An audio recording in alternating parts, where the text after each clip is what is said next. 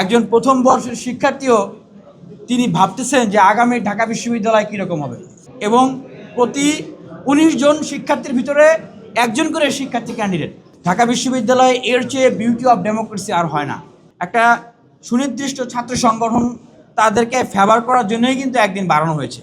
এটা কিন্তু একটা আশঙ্কার জায়গা যে সামনে যখন নির্বাচনী কার্যক্রমগুলো চলমান থাকবে, ভোট হবে, সেই সময় যদি এই ধরনের প্রভাব বিস্তার হয় তাহলে তো ভোটের নিরপেক্ষতার বিষয়ে আমরা কিন্তু আসলে শঙ্কা প্রকাশ করছি। আজকে আমরা নির্বাচন কমিশনারের কাছে একটি দাবি জানিয়েছি যে ঢাকা বিশ্ববিদ্যালয়ের এই যে ডাকসুর আমেজ, ঢাকা বিশ্ববিদ্যালয়ের প্রায় ১৯ জন শিক্ষার্থীর ভিতরে একজন করে ক্যান্ডিডেট হয়েছে। আমরা যেটা কালবেলার রিপোর্ট থেকে জানতে পারলাম, ঢাকা বিশ্ববিদ্যালয়ে এর চেয়ে বিউটি অফ ডেমোক্রেসি আর হয় না। একজন প্রথম বর্ষের শিক্ষার্থীও তিনি ভাবতেছেন যে আগামী ঢাকা বিশ্ববিদ্যালয় কীরকম হবে। আর আমরা যে দাবিটি আজকে জানিয়েছি, যেহেতু কেন্দ্রে ২৮টি পদ এবং হলগুলোতে 13টি পদ, অনেকগুলো পদ কিন্তু, এবং প্রতি ১৯ জন শিক্ষার্থীর ভিতরে একজন করে শিক্ষার্থী ক্যান্ডিডেট। আমরা দেখছি যে একদিন সময় বাড়ানো হয়েছে। আমাদের আসলে এই সময় বাড়ানোর কোনো প্রয়োজন ছিল না, আমাদের পক্ষ থেকে কিন্তু কোনো দাবিও ছিল না।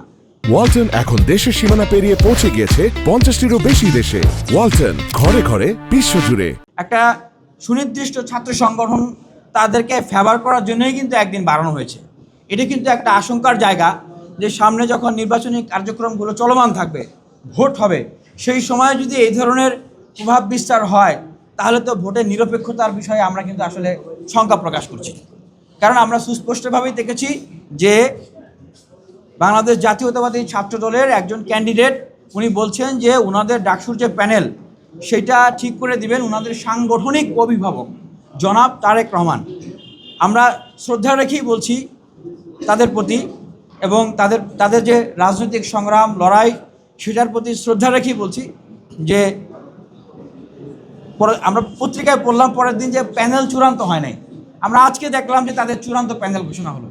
এখন আমার প্রশ্ন আপনাদের উদ্দেশ্যে এবং শিক্ষার্থীদের উদ্দেশ্যে যে এইটা কি প্রমাণ করে না যে আসলে তারা আজকের আগে তাদের প্যানেলটা চূড়ান্ত করতে পারে নাই, এবং এ কারণেই আসলে তারা তাদের মনোনয়ন উত্তোলন করতে পারে নাই, কারণ সিদ্ধান্ত আসছিল না।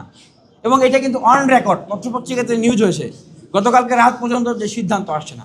তো সে কারণে আমরা মনে করি যে বিশ্ববিদ্যালয় প্রশাসনকে তার স্বকীয়তা বজায় রেখে তাদেরকে কাজ করতে হবে, কারোর প্রতি বায়াস করা যাবে না।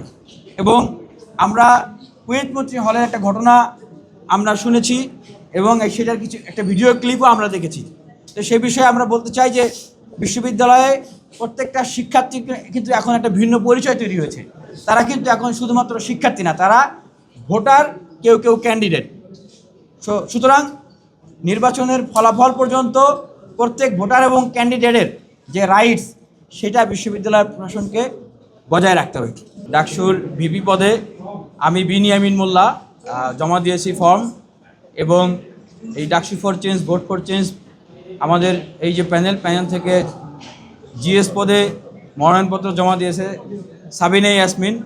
উনি রোকেয়া হলের শিক্ষার্থী এবং ওনার ডিপার্টমেন্ট হচ্ছে শান্তি ও সংঘর্ষ অধ্যয়ন। এবং এজিএস পদে জমা দিয়েছেন রাকিবুল ইসলাম, উনি ঢাকা বিশ্ববিদ্যালয়ের মার্কেটিং ডিপার্টমেন্টের শিক্ষার্থী এবং ওনার হল হচ্ছে সলিমুল্লাহ মুসলিম হল।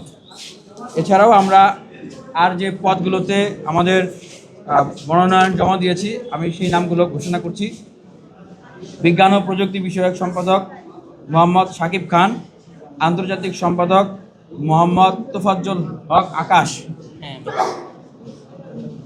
সমাজসেবা সম্পাদক আরিফুর রহমান মজুমদার, ক্রীড়া সম্পাদক মোহাম্মদ মুক্তার হোসেন, মুক্তিযোদ্ধা ও গণতান্ত্রিক আন্দোলন সম্পাদক Hriday Ahmed, common room, reading room ও সাহিত্য ও সাংস্কৃতিক সম্পাদক সাবে মাসানি, স্বাস্থ্য ও পরিবেশ সম্পাদক রাকিব হোসেন গাজী, মানবাধিকার ও আইন সম্পাদক ইশতিয়াক আহমেদ, গবেষণা ক্যারিয়ার উন্নয়ন সম্পাদক মোহাম্মদ রজব সালার খান শাওন।